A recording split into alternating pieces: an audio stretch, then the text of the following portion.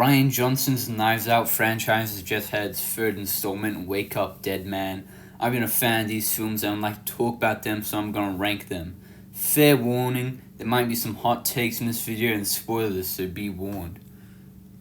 Third place, Wake Up Dead Man.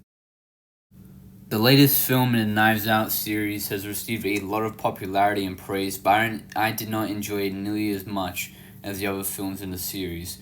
Wake Up Dead Man tells the story of Father Judd Duplessis, who becomes the main suspect in the mysterious killing of Monsignor Wicks. Benoit Blanc arrives in a small town to crack the case in this impossible killing. The big difference between this film and the others is that Daniel Craig's Benoit Blanc plays a pretty minor role in the whole film compared to the other films in the series. Josh O'Connor's Father Judd takes center stage and the story focuses on his journey, which was great. His character was interesting and Josh O'Connor's performance was very good.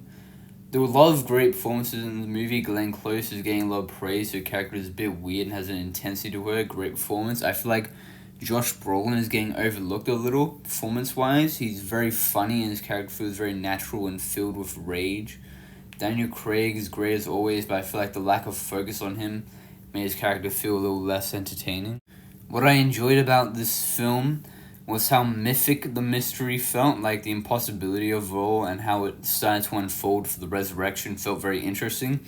I love the exploration of the abuse of religion through Brolin's character as well as the importance of religion through O'Connor's character. Rian Johnson found an amazing balance to explore these two ideas very well, the positives and negatives and how people use religion. Very great exploration there. Obviously, that phone call scene is a standout, very good, sudden, emotional turn. The first act of the film was probably my favorite. The dynamic between O'Connor and Brolin, his characters are just so good and interesting. I feel like, ironically, my main problem which holds this film back compared to the others is that this is a Knives Out film, and I think I would have preferred it not to be. What I mean by that is, like, stylistically, it tries to be like the others when it should have just, even while including Benoit Blanc, should have focused on its own story path and style, if that makes sense.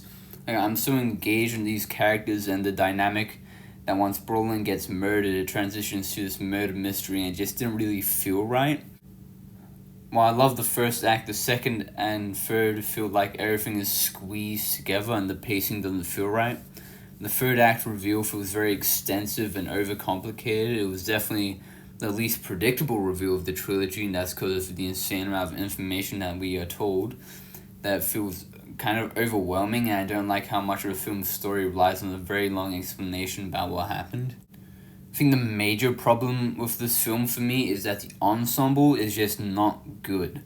It tries to fit in with the other film's formulas of having a big ensemble cast, but really was not necessary. The movie would have been much better if instead of being a big whodunit, it places more emphasis on trying to prove that Josh O'Connor did not commit the crime. He should have been seen as more guilty and more like boxed in to how could he not be him. We go through the journey of solving what really happened and proving his innocence. The ensemble in this film does nothing and are not interesting at all. The author, the wheelchair lady, social media guy, and then that other lady have no effect on the story and are not interesting characters at all. They're just annoying and they're only in the film to make the cast larger so it seems like the other movies. The film would have been so much better if we ditched some of these ensemble characters and made it a much more personal story, which I feel like the movie clearly wanted it to be. Another small thing, but the end of the film, while good, does not hit me like the other films, which have endings that are so satisfying. Doesn't hit in this film as much as the others. Still, pretty good film, enjoyable, but I just don't seem to like it as much as everyone else does. Pretty good time, 7 out of 10.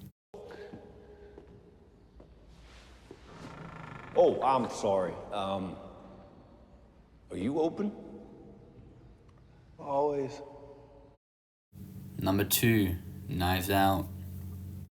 The original film in the franchise, Knives Out, follows the mystery surrounding the murder of crime novelist Howard Fromby. Detective Benoit Blanc is on the case to solve the mystery of this murder. The film is great, very funny, clever, charming screenplay with a mystery that keeps evolving and keeps you guessing. Anne de Armas takes center stage in this film playing Marta, a nurse for Frombury. She is the audience perspective for this insane, rich, and spoiled family. The characters in this film are all great. Benoit Blanc, honestly, lots of fun. The family has so many layered, comical, dynamic characters.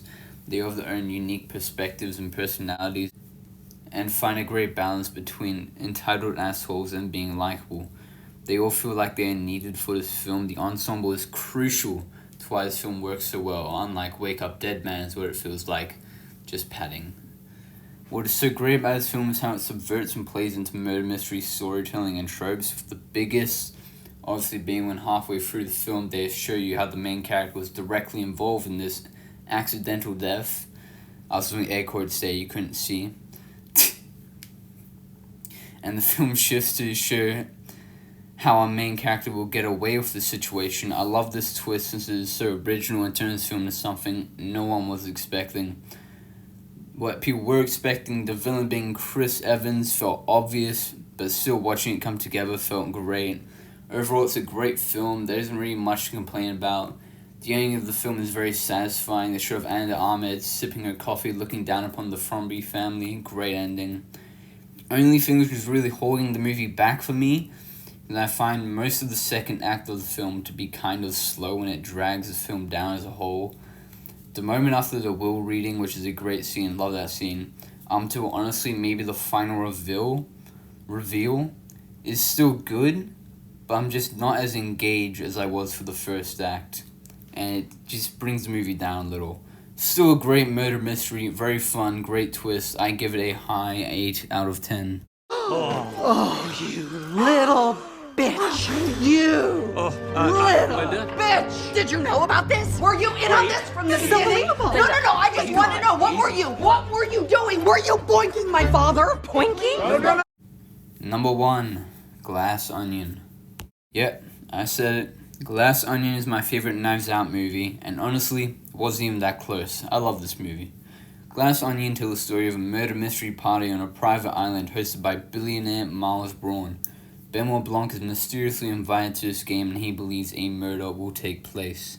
Glass Onion is commonly agreed upon to be the worst film in the series so far, and I don't get why. For me, this is easily the funniest film in the franchise. The twists and turns in this movie are so much more shocking and work for me than the other films. The obvious big twist with Andy being her twin sister Helen is such a great and creative twist, and what I love about it is how it completely changes what we thought about the first half of the film.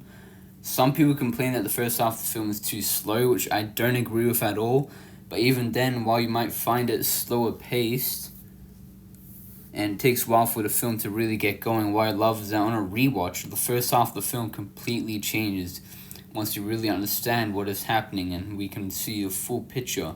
These small details behind what characters are doing pays off so well, like when Andy shows up on the beach, Miles thinks she's a ghost and he tries touching her to see if she's real.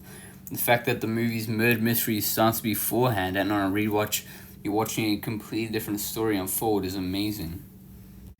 Edward Norton's character of Miles Braun is easily my favorite villain in the franchise. Even though once again it was kind of obvious, his performance by Norton is amazing. I love his overconfidence and charismatic behavior. I love the twist that the tech CEO is actually an idiot, but we are just so blinded by his charisma that we just go along with the belief that he's smart. The ensemble in this film is great. All the characters stand out, feel unique to each other, and they all feel like they are needed for the story.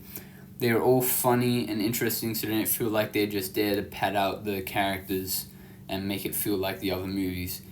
Also, it feels like it really could have been anyone, you know?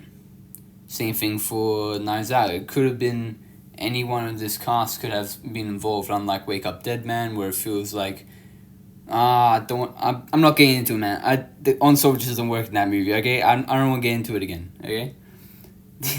The ending with the burning of the Mona Lisa and destroying everything is amazing. I love seeing Mars getting his shit destroyed. It's so satisfying. How everything he has set up is so easily destroyed and it all blows up in his face. I love it. I think one of the key themes and ideas in this movie is about perspectives. Throughout the movie, we assume that what we know is right. We constantly get flashbacks to open up our perspective and view about what is actually happening. The ending has all the main characters agreeing to lie about what happened to make sure Miles gets arrested.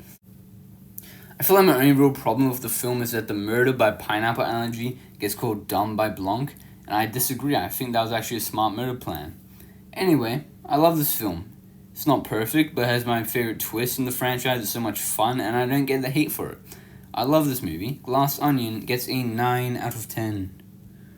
Are just a cold and lonely, lovely work of art.